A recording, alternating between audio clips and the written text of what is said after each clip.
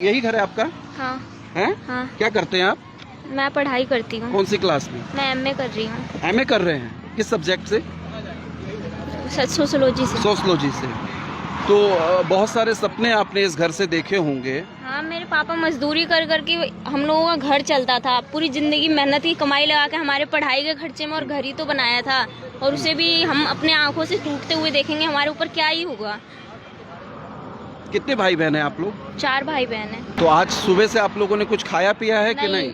हमारे चाची के घर के खाया, ना मेरे ताऊ के घर के खाया।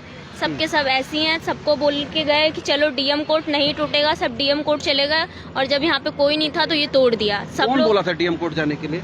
शायद विधायक आए थे, वो लेके गए सबको डीएम के पास। उन्होंने कहा कि नहीं टूटेगा, और वो खुद भी गए, वो हमारे साथ खड़े थे। और जब वो चले गए तो इधर तोड़ दिया घर। सब लोग आए तो सबका घर टूटा मिला। तो बेटा आप जैसे पढ़ाई करते हो तो ऐसे बहुत सारे और भी बच्चे होंगे ना यहाँ पे? हम मेरे एज के यहाँ पे गांव में बहुत सारी लड़की लड़के हैं, सब पढ़ाई करते हैं। ऐसे में तो आप लोगों के लिए पढ़ना बड़ा मुश्किल हो जाएगा बेटा आगे। हाँ, अब कौन कहाँ पे जाएगा? घर पहले ही किराए पे ले रखे हैं। अपन किराया भरेंगे, अपना घर का खर्चा चलाएंगे, या पापा लोग पढ़ाई कराएंगे। सबका भविष्य खराब ही हो गया है। एक गरीब इंसान के लिए घर बनाना, उसकी जिंदगी पूरी मेहनत, उसकी जिंदगी की पूरी कमाई लग जाती है। अब बड़े लोग क्या समझेंगे? बेटा आप क्या करते हैं? कौन सी क्लास में पढ़ते हैं? क्या नाम है आपका? मेरा नाम मधु है। मैं क्लास 12th में पढ़ती हूँ। मेरा बोर्ड परीक्षा चलने वाला है। 12th में हो आप? तो आपका तो बोर्ड एग्जाम है। हाँ। और आज आपका घर टूट गया तो बड़ा मेंटली प्रेशर में होंगे। हाँ, मैं स्कूल से ही आई थी। स्कूल से आए थे तो आपने जब सुबह गए होंगे तो आपने देखा होगा आपका घर सही सलामत था, और स्कूल से आने के बाद कैसा मंजर देखा? क्या देखा आपने? बहुत ही बुरा लगा। मतलब बताओ बेटा। मतलब वो लोग मेरा घर आकर तोड़ दिए थे, और मेरे पापा मम्मी घर पर नहीं थे। भाई था वो, मतलब घर, मतलब सामान निकाल कर उधर रखा था। और अब मैं सोच रही हूँ कैसे पढ़ाई करूँगी। घर से बहुत दूर भी हो गई, अब घर भी नहीं है, कहाँ पर रहेंगे। तो पढ़ाई आपकी रुक जाएगी ऐसे में ना? ऐसे आप जैसे और भी बच्चे होंगे जो हाँ, पढ़ने जाते हैं। मेरे साथ के यहाँ पे बहुत सारे बच्चे हैं। मेरे क्लास के ही हैं बहुत सारे। यहाँ के छोटे बच्चे भी यहाँ पे, मतलब वो जाते हैं पढ़ाई करने। उनका भी सरकारी है। तो कभी आपने सपने में भी नहीं सोचा होगा बेटा बल्कि कि ऐसा घर हमारा? मेरा ड्रीम था कि मैं योगा टीचर बनूं। मैं योगा में मतलब नेशनल गोल्ड मेडलिस्ट हूँ। मैं अपने स्कूल से ही खेली थी।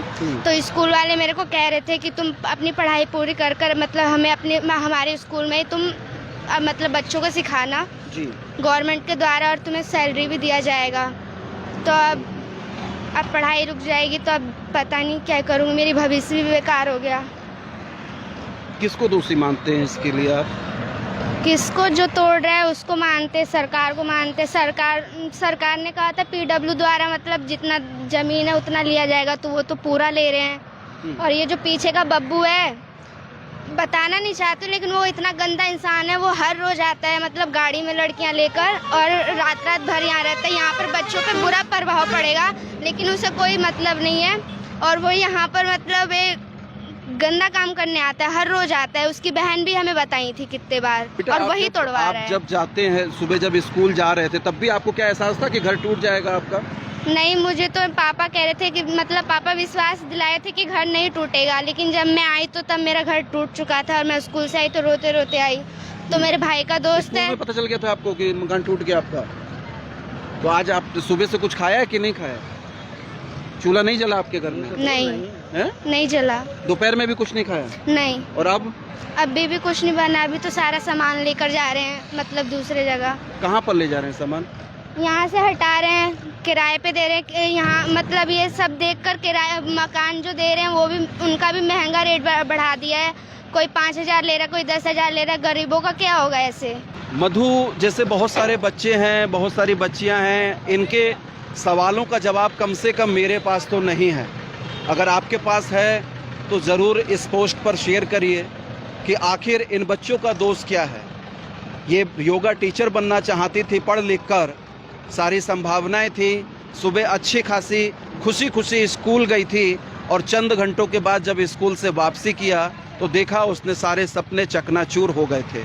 अब उसको दिक्कत है, इस बात की टेंशन है कि घर तो चला गया, लेकिन अब उसकी पढ़ाई का क्या होगा, उसके फ्यूचर का क्या होगा। ये सिर्फ मधु की अकेले की कहानी नहीं है, ऐसी बहुत सारी बच्चियां, बहुत सारे बच्चे हैं जो यहाँ पर खून के आंसू रो रहे हैं। इनका दिल, इनका मन ही जानता है कि आखिर इनके ऊपर क्या बीत रही होगी। इन बच्चों की सुनवाई कहाँ होगी।